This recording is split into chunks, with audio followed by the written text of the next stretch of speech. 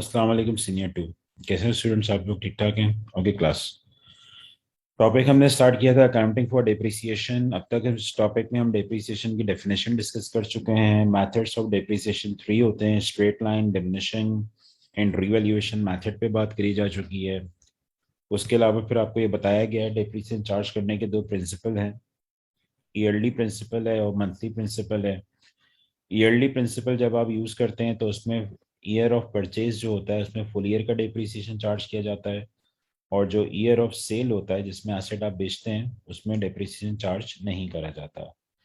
फिर आपके पास होता है मंथली प्रिंसिपल। मंथली प्रिंसिपल के अंदर जनाब जो डेप्रिसिएशन है वो चार्ज किया जाता है अकॉर्डिंग टू मंथ्स।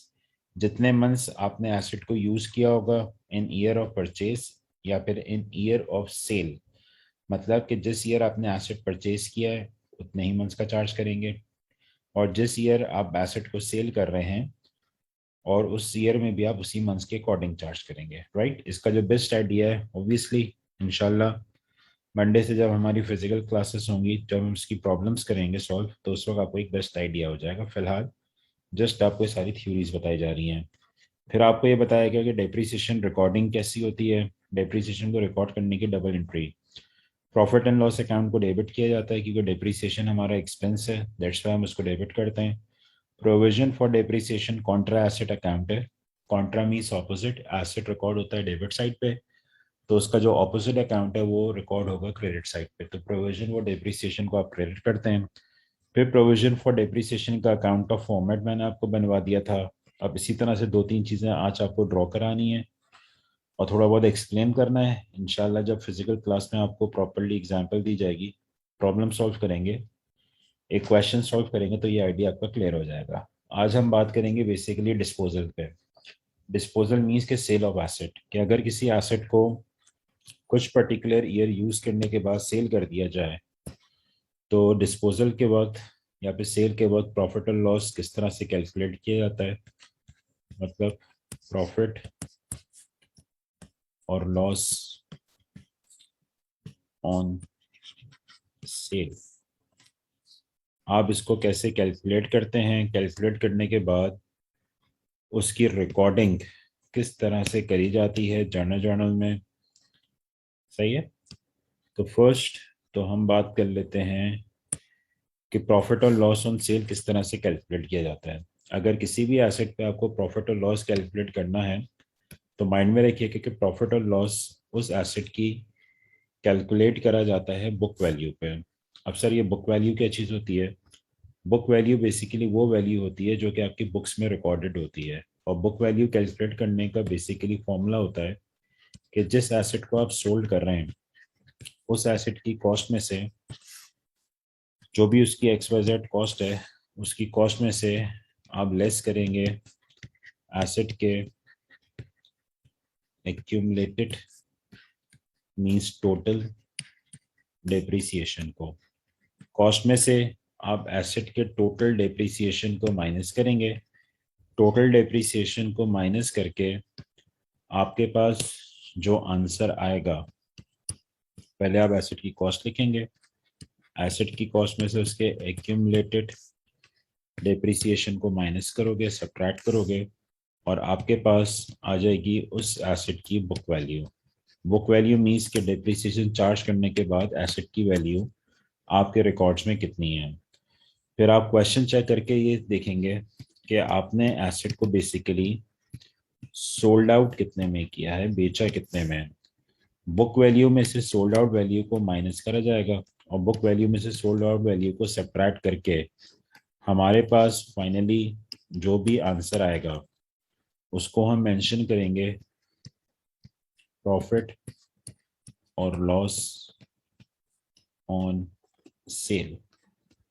अब प्रॉफिट और लॉस कैसे जज किया जाएगा? सिंपल सी बात है कि अगर आपने अपने एसेट को बुक वैल्यू से मोर देन पे सेल किया है, लेट से आपके पास एसेट की कॉस्ट थी, फॉर एग्जांपल आप समझ लें कि आपके पास एसेट की कॉस्ट थी लेट से 20,000, इस पे जो डेप्रिसिएशन था वो था ऑलरेडी 15,000। तो कॉस्ट में से आपने उसके डेप्रिसिएशन को सब्ट्रैक्ट किया और उसकी वैल्यू अब आपके पास कितनी है 5000। जब आपने क्वेश्चन रीड करा तो पता चला कि आपने वो एसेट मार्केट में कितने का सोल्ड कर दिया 7000। तो वैल्यू थी उसकी 5, आपने सोल्ड करा उसको 7 में। तो अगर आपने एसेट को उसकी बुक वैल्यू से मोर देन पे सेल किया तो उसका मतलब हुआ कि 2000 का आपको प्रॉफिट हो गया।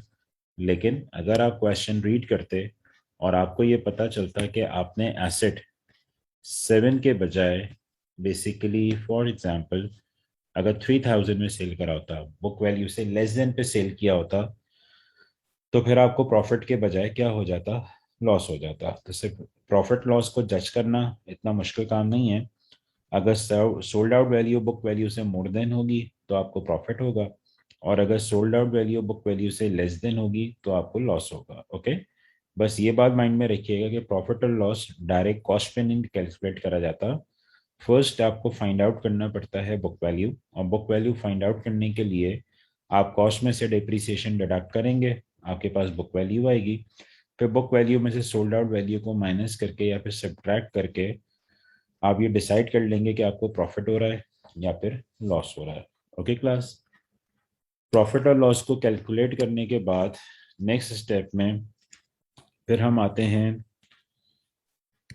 Entries for disposal.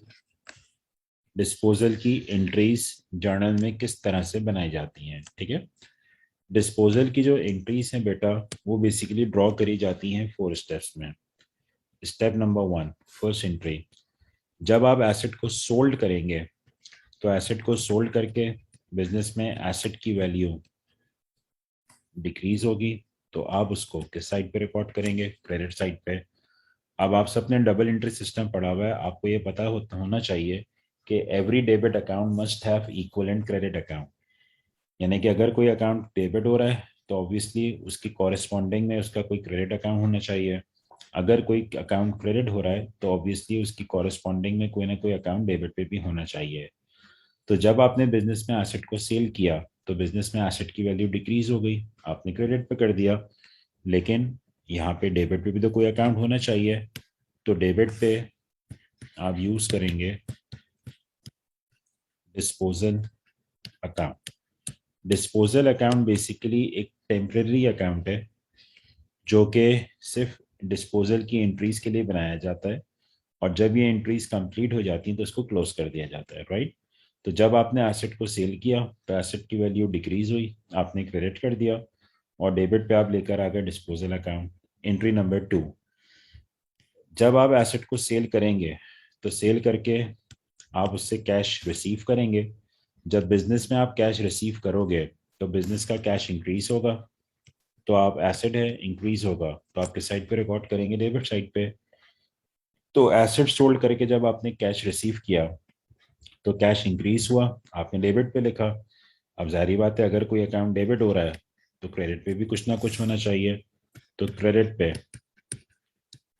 आप क्या लिखेंगे, डिस्पोजल अकाउंट।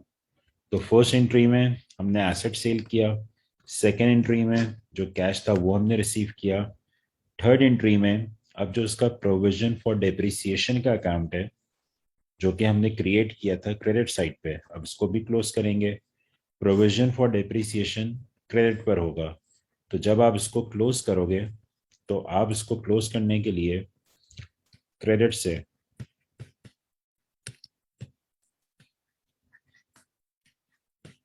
रिकॉर्ड करेंगे डेबिट पे। अब हर डेबिट अकाउंट का क्रेडिट अकाउंट होना चाहिए, तो क्रेडिट पर आप लिखेंगे एक दफा फिर से डिस्पोजल अकाउंट। तो जैसा कि मैंने आपको ये कहा था कि डिस्पोजल की ओवरऑल 4 एंट्रीज बनती हैं, जिसमें first entry, second entry and third entry, ये 3 एंट्रीज इन सिंपल वर्ड याद रखिएगा हमेशा, ये 3 एंट्रीज हमेशा रहती हैं फिक्स्ड। सही है। फर्स्ट एंट्री में आपने एसेट की सेल को शो किया, सेकेंड एंट्री में जो कैश आप रिसीव कर रहे हैं आपने उसको शो किया, थर्ड एंट्री में आपने एसेट के प्रोविजन के अकाउंट को क्लोज किया। अब आइए fourth entry. Fourth entry basically 2 conditions पे बेस करती है। क्योंकि मे बी पॉसिबल आप जब कैलकुलेशन करोगे तो हो सकता है कि आपको एसेट के सेल करने पे प्रॉफिट हो या फिर एसेट के सेल करने पे आपको लॉस हो।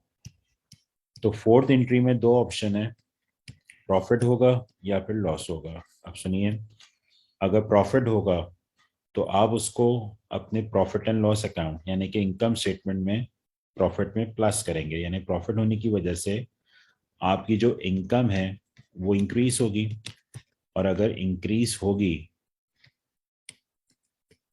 तो आप प्रॉफिट एंड लॉस अकाउंट को क्या करेंगे, क्रेडिट, और डेबिट पर आ जाएगा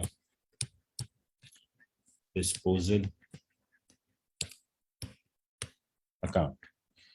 तो प्रॉफिट एंड लॉस अकाउंट को आप क्यों क्रेडिट कर रहे हैं, क्योंकि प्रॉफिट होने की वजह से इनकम आपकी इंक्रीज होगी, ठीक है। लेकिन अगर आपको डिस्पोजल पे या फिर सेल करने पे लॉस होता है तो लॉस होने की वजह से इनकम आपकी डिक्रीज होगी, जिसकी वजह से हम प्रॉफिट एंड लॉस अकाउंट को डेबिट करेंगे क्योंकि लॉस हो रहा है, और क्रेडिट पे आ जाएगा डिस्पोजल अकाउंट। सही है। तो डिस्पोजल की ओवरऑल 4 एंट्रीज बनती हैं जर्नल में, जिसमें फर्स्ट 3 एंट्रीज फिक्स्ड होती हैं। नंबर 1 एसेट को सेल करने की, नंबर 2 कैश रिसीव करने की, नंबर 3 प्रोविजन को क्लोज करने की। फोर्थ एंट्री में आपके पास दो ऑप्शंस हैं, प्रॉफिट होगा तो ये एंट्री बनाएंगे, अगर कैलकुलेशंस में आपको लॉस हो रहा है तो एंट्री इस तरह से बनाएंगे, ठीक है। कुछ क्वेश्चंस के अंदर या फिर कुछ teachers profit and loss account के बजाय इनकम स्टेटमेंट भी लिखवाते हैं, तो माइंड में रखिएगा कि जहां पे मैं प्रॉफिट एंड लॉस अकाउंट लिख रहा हूं, जैसे कि लेट से मैंने यहाँ पे प्रॉफिट एंड लॉस अकाउंट लिखा है, इधर प्रॉफिट एंड लॉस अकाउंट लिखा है, और यहाँ पे मैंने प्रॉफिट एंड लॉस अकाउंट लिखा है। सही है। तो आप प्रॉफिट एंड लॉस अकाउंट लिखें या फिर इसकी जगह इनकम स्टेटमेंट लिखें। इसी तरह से इन 2 एंट्रीज में भी आप प्रॉफिट एंड लॉस अकाउंट लिखोगे या फिर उसकी जगह अगर आप इनकम स्टेटमेंट लिख दें तो इससे कोई फर्क नहीं पड़ता, दोनों कंडीशन में बात सेम होगी। Okay class. देन हम आते हैं डिस्पोजल अकाउंट पे। कुछ क्वेश्चंस के अंदर एग्जामिनर आपको ये कहता है prepare disposal account. Disposal account means कि वो आपको क्या बनाने को कहता है, टी अकाउंट। तो अगर कभी किसी क्वेश्चन में आपको डिस्पोजल अकाउंट बनाने को कहेगा तो आपने एक पहले फर्स्ट टी अकाउंट ड्रॉ किया। सही है। अकाउंट की लेफ्ट साइड होती है आपके पास डेबिट, अकाउंट की राइट साइड होती है आपके पास क्रेडिट, मिड में आता है आपके पास टाइटल, जो कि आप किसका अकाउंट बना रहे हैं, डिस्पोजल अकाउंट, ठीक है। अब आप इस अकाउंट के अंदर पोस्टिंग करेंगे।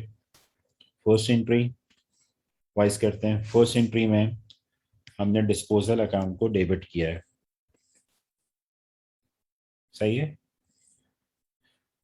तो फर्स्ट पोस्टिंग अकाउंट की डेबिट साइड पर होगी और जो भी एसेट है उसका नाम लिख दिया जाएगा।